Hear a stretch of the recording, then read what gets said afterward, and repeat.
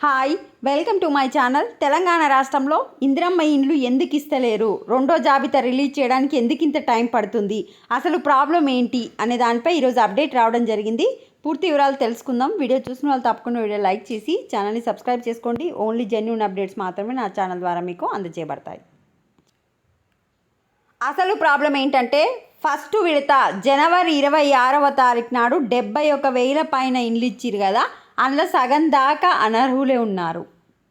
ఎందుకు అంటే వాళ్ళంతా రికమెండేషన్ క్యాండిడేట్స్. ఒక్కో గ్రామం నుంచి 1000కి పైగా పేర్లు ఇచ్చిన మంత్రులు, ఎమ్మెల్యేలు. అంటే మంత్రులు, ఎమ్మెల్యేలు వాళ్ళ కింద కార్యకర్తలు వాళ్ళు ఉంటారు కదా, వాళ్ళ నేమ్స్ అనేది ఇవ్వడం వల్లనే ప్రభుత్వానికి లబ్ధిదారులను ఎంపిక చేయడానికి ప్రాబ్లం అవుతుంది. ఇప్పుడు 71,000 ఇండ్లలో సగం దాకా అంటే దాదాపు 30,000 మంది అనర్హులే ఉన్నారు. ఇచ్చిన ఇండ్లలో కూడా ఓన్లీ 1,200 మంది మాత్రమే బేస్మెంట్ వరకు కంప్లీట్ చేసుకున్నారు. ప్రభుత్వం దగ్గర నిధులు రెడీగా ఉన్నా రిలీజ్ చేయలేని పరిస్థితి. ఎందుకంటే 1,000 ఇండ్లకు బేస్మెంట్ కంప్లీట్ అయితే ప్రతి 1000 ఇండ్లకు నిధులు విడుదల చేస్తామని గవర్నమెంట్ పైసలు రెడీలో పెట్టుకున్నా కూడా ఎవ్వరూ ఇండ్లు అనేది స్టార్ట్ చేయలేదు. అంటే ఇండ్లు వచ్చే వరకు మాత్రమే ఆసక్తి చూపిస్తున్నారు కానీ ఇండ్లు వచ్చిన తర్వాత దాన్ని స్టార్ట్ చేయడానికి ఎక్కువగా ఆసక్తి చూపించట్లేదు.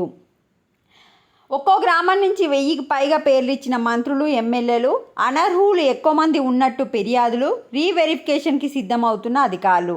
సో ఇప్పుడు ప్రాబ్లం ఏమొచ్చిందంటే, మంత్రులు, ఎమ్మెల్యేలు ఇచ్చిన పేర్లతోని జాబితా రిలీజ్ చేస్తే గ్రామంలో అందరూ ఫిర్యాదులు చేస్తున్నారు కనుక అనర్హుల పేర్లు తొలగించే అవకాశం ఉంది. మళ్ళీ రీవెరిఫికేషన్ అయితే చేస్తుర్రు. ఇక్కడ చూడండి, రాష్ట్ర వ్యాప్తంగా మొదటి విడతలో 71,000 ఇండ్లు మంజూరు చేసింది. వీటిలో సగం దాకా అనర్హులు ఉన్నట్లు తెలుస్తుంది. మంజూరు పత్రాలు అందజేసిన వాళ్ళలో 90% పైగా లబ్ధిదారులు ఇప్పటికీ నిర్మాణాలు ప్రారంభించలేదు. కేవలం 1,200 ఇండ్లకు మాత్రమే బేస్మెంట్ పడ్డాయి.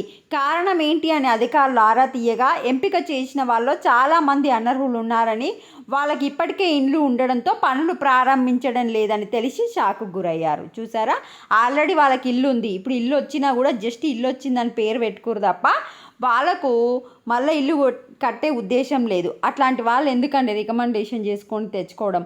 ఇంట్రెస్ట్ ఉన్న వాళ్ళకి వస్తే వాళ్ళు రెడీ చేసుకొని పెట్టుకుంటారు ఇల్లు, వాళ్ళకి ఇల్లు వచ్చినట్టు ఆనందం కూడా ఉంటుంది. ఇట్లాంటి వాళ్ళ వల్ల పథకానికి అనేది బ్యాడ్ నేమ్ అనేది వస్తుంది. దీనికి తోడు అర్హుల ఎంపికపై ఫిర్యాదులు కూడా వస్తుండటంతో రీవెరిఫికేషన్ చేయాలని ఆఫీసర్లు నిర్ణయించారు.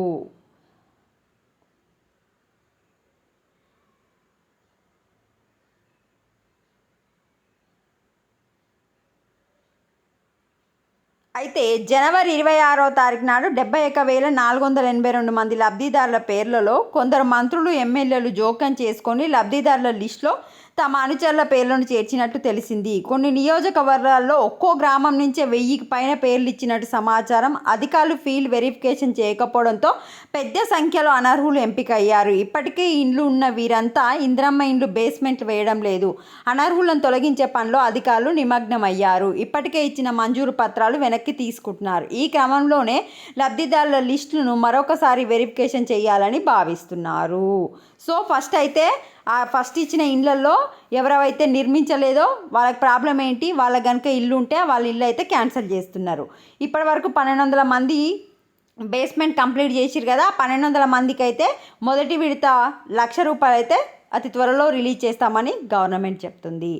ఫస్ట్ బేస్మెంట్ నిర్మాణం కంప్లీట్ అయితే 1,00,000, గోడల నిర్మాణం కంప్లీట్ అయినాక 1,00,000, స్లాబ్ వేసిన తర్వాత 1,25,000, మొత్తం కంప్లీట్ అయిపోయిన తర్వాత 1,75,000 అయితే ఇవ్వడం జరుగుతుంది. సో ఇది కంప్లీట్ అయిన తర్వాత మాత్రమే ఇప్పుడు రెండో విడత విడుదల చేసే అవకాశం ఉంది. మ్యాక్సిమం వచ్చే నెల రిలీజ్ చేస్తారనే టాక్. వీడియోని లైక్ చేయండి. Thanks for watching.